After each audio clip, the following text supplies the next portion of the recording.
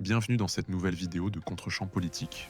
TF1 M6, Canal+, Altice, 4 grands groupes privés qui s'unissent pour écrire une lettre à la première ministre. Leur accusation, France Télévisions, financée par votre argent, pratique la concurrence déloyale. Elle favoriserait certains producteurs. Elle gèlerait les commandes des autres. Elle utiliserait l'argent public pour écraser le marché privé. Le rapporteur pose la question directement au directeur général de Studio TF1, sous serment. Est-ce qu'il y a eu des mesures de rétorsion de la part de France Télévisions contre vous? Et là, il révèle le chiffre que personne n'attendait. Plus belle la vie représentait à elle seule 30 millions d'euros de chiffre d'affaires annuel, financé par le service public, par votre argent, arrêté du jour au lendemain, sans consultation, sans compensation. Alors, rétorsion ou marché libre? Sa réponse va vous surprendre. Ce qui se passe à l'Assemblée vous concerne, abonnez-vous, on vous montre tout. Donc sur cette baisse de volume de commandes avec France Télévisions, j'ai pu voir d'ailleurs qu'en 2015, Delphine Ernotte avait annoncé, je la cite, suspendre les développements et les projets avec le groupe Newen après l'annonce donc, du rachat par TF1. Vous êtes revenu sur le sujet. En mai 2023, France Télévisions a gelé une partie des commandes effectuées auprès de Newen en réponse à la plainte de l'association des chaînes privées TF1, M6, Canal+, et Altice, destinée à Elisabeth Borne, qui accusait notamment France Télévisions de concurrence déloyale. L'ACP reprochait à France Télévisions notamment une, je cite, sous-exposition des œuvres et programmes relevant de ses missions de service public. Est-ce que vous pouvez nous dire, d'abord, j'aurai 2-3 questions sur le sujet, mais première question, est-ce que vous pouvez nous dire quels programmes et quels projets ont été gelés avec France Télévisions à cette occasion? Alors sur la chronologie précise, je ne pourrais pas vous répondre maintenant, puisque je n'ai pas les éléments détaillés, et comme je l'ai dit, je n'étais pas le directeur général de la société à l'époque. Néanmoins, sur l'environnement plus large, il y a en 2023 à nouveau des moments plus compliqués dans la relation avec notre client France Télévisions. Et il y a eu un sujet particulier, mais qui chronologiquement intervenait avant la lettre des chaînes privées à la Première ministre de l'époque, qui était l'arrêt qui se profilait du magazine de la santé. Donc c'est cet événement-là qui était l'événement le plus important, disons, en 2023, concernant l'arrêt d'émissions, ou en tout cas une réduction d'activité avec France Télévisions. Je n'ai pas d'informations spécifiques sur des programmes que je pourrais vous donner, donc des programmes identifiés qui auraient été arrêtés suite à l'envoi du courrier. Je sais que l'envoi du courrier a, et ça a été repris à nouveau dans la presse, créé un peu d'animation dans notre marché.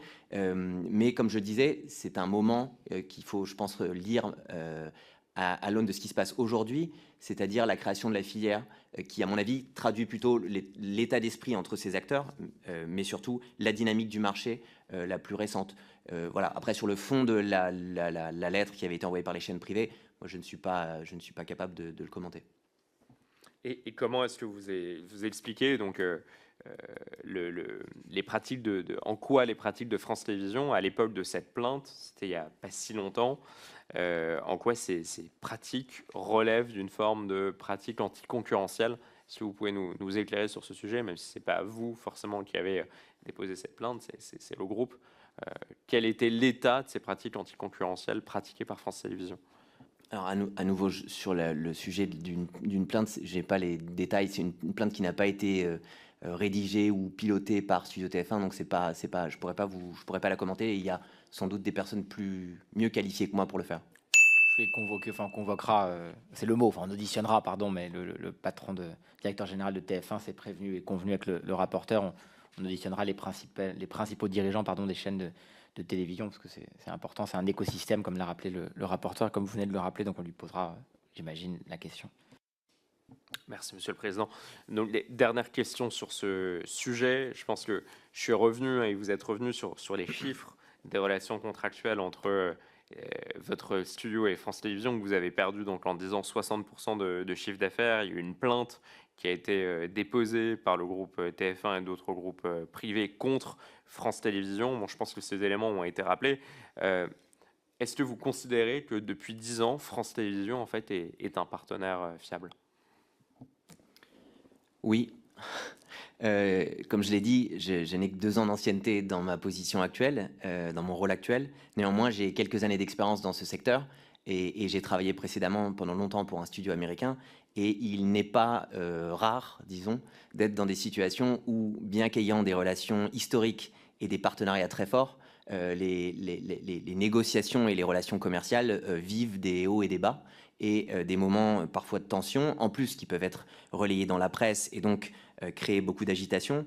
Mais ce que je constate, et je l'ai dit lors de mon introduction, c'est que avec France Télévisions, nous produisons des programmes, que ce soit en fiction ou dans d'autres genres, en documentaire et même en magazine, qui sont des programmes de grande qualité, qui sont installés depuis très longtemps sur les antennes de France Télévisions. Je pense que c'est un point important. J'ai parlé du magazine de la santé qui est depuis 25 ans. Plus belle la vie a été diffusée pendant de très nombreuses années, mais on a aussi des fictions qui, elles, sont là depuis 6, 7, 8 ans, ce qui prouve bien non seulement leur succès, mais aussi leur pertinence pour les audiences de l'audiovisuel public. Donc, je ne trouve pas ça anormal. Ce sont la vie habituelle, disons, des affaires, et que j'ai pu constater dans d'autres marchés, dans d'autres situations. Et ce que je vois aujourd'hui dans notre relation avec France Télévisions, c'est qu'il y a de la confiance, de la reconnaissance aussi de la qualité des programmes que nous produisons. Et donc, notamment parce que je n'ai pas vécu les épisodes plus compliqués, je me concentre sur ce moment qui m'amène à dire que oui, France Télévisions est un partenaire fiable. C'est juste parce qu'il faut bien qu'on ait des choses aussi bien directes, bien comprendre. Les questions rapporteurs sont claires. Bon, pour dire clairement, il n'y a pas eu de mesure de rétention de la part de France Télévisions. Vous nous expliquez que si votre chiffre d'affaires a baissé avec France Télévisions, c'est parce que peut-être que les projets de vos concurrents étaient meilleurs. Parce que voilà, je comprends les questions du rapporteur, mais il faut qu'il y ait une réponse bien claire. Il a évoqué une plainte. On peut penser qu'il y a pu avoir des mesures. On pourrait penser qu'il y a eu des mesures de rétention. C'était un peu le sens des questions du rapporteur, sans vouloir les déformer. Mais voilà, donc votre réponse, elle est claire aujourd'hui. C'est pas une question de relation entre France Télévisions et TF1, c'est une question de projet. Vous avez peut-être eu moins de projets qui ont été retenus. Je reviendrai sur ce que j'ai dit tout à l'heure. C'est-à-dire qu'il y a eu un double mouvement où France Télévisions, qui avait Newen Studio à l'époque, donc il y a maintenant plus de 10 ans, comme un de ses partenaires privilégiés, peut-être même son premier fournisseur de programmes, a diversifié son portefeuille de fournisseurs. Cela, on le constate à travers les chiffres. Donc ça, je l'ai constaté, et ça fait suite au rachat par TF1. Et évidemment, il y a eu des tensions, et il y a eu un souhait de l'audiovisuel public de diversifier ses fournisseurs. Et comme je l'ai indiqué, également de notre côté, nous nous sommes diversifiés en termes de clients. Donc c'est pour ça que je parle d'évolution des relations commerciales avec France Télévisions, et pas d'effet de rétorsion. Ensuite, sur aussi une autre explication de l'évolution à la baisse de notre chiffre d'affaires sur la période que vous citez, c'est l'arrêt de Plus belle la vie. L'arrêt de Plus belle la vie, au bout de, si je ne me trompe pas, 18 ans, je crois, de diffusion de la série, ça a eu un fort impact en termes d'activité, évidemment, puisque c'est une série quotidienne, donc diffusée tous les jours, qui mobilise beaucoup de moyens et qui a donc un chiffre d'affaires conséquent. L'arrêt de cette série a eu une conséquence forte sur l'évolution de notre chiffre d'affaires. L'arrêt de la série s'est fait au bout d'un moment où les performances étaient moins bonnes. Donc il y a une relation assez classique où les performances sont moins bonnes. Il y avait des interrogations sur la pertinence du programme. On n'a pas réussi à convaincre France Télévisions de le maintenir à l'antenne. Ça a baissé notre chiffre d'affaires. Donc non, je ne vois pas de mesure de rétorsion. Et sur le sujet de la plainte, j'ai répondu spécifiquement.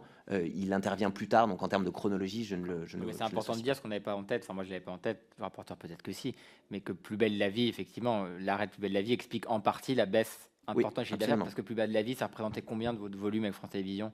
Je vais vérifier pour ne pas vous dire une bêtise, mais Plus belle la vie avait un chiffre d'affaires qui représentait une trentaine de millions d'euros. D'accord, donc c'était un gros. Oui. Donc l'arrêt de Plus belle la vie explique quand même en grande partie, la baisse de votre chiffre d'affaires. D'accord. Exactement. Merci pour cette précision, monsieur le rapporteur. Merci, Monsieur le Président. En 2015, la SACD, la Société des auteurs, avait dénoncé 2 risques majeurs lorsque Newen a été racheté par TF1. Le premier, c'était l'augmentation des tarifs des œuvres de Newen pour le service public afin de favoriser TF1. Et le second, c'était la diminution des marges de manœuvre financières de France Télévisions. Quelle est votre position rétrospectivement quant à ces propos? Est-ce que vous avez augmenté spécifiquement vos tarifs à destination du service public? Et est-ce que vous avez réagi d'une quelconque façon aux éventuelles mesures de rétorsion de France Télévisions? Mais vous avez répondu à ces questions juste avant, mais je me permets de vous la reposer. Alors sur l'évolution des prix, que la SACD exprimait une crainte à l'époque, c'est légitime, ou en tout cas compréhensible. La réalité ne la confirme pas, cette crainte, elle ne s'est pas matérialisée, et pour une raison simple qui est que le marché est concurrentiel. La preuve d'ailleurs, notre activité ne s'est pas maintenue au même niveau ou n'a pas augmenté en termes de chiffre d'affaires. Donc c'est bien la preuve qu'on n'a pas un contrôle tel du marché qui nous permettrait d'imposer les prix que l'on souhaite, que l'on soit d'ailleurs détenu par TF1 ou par un autre acteur du marché.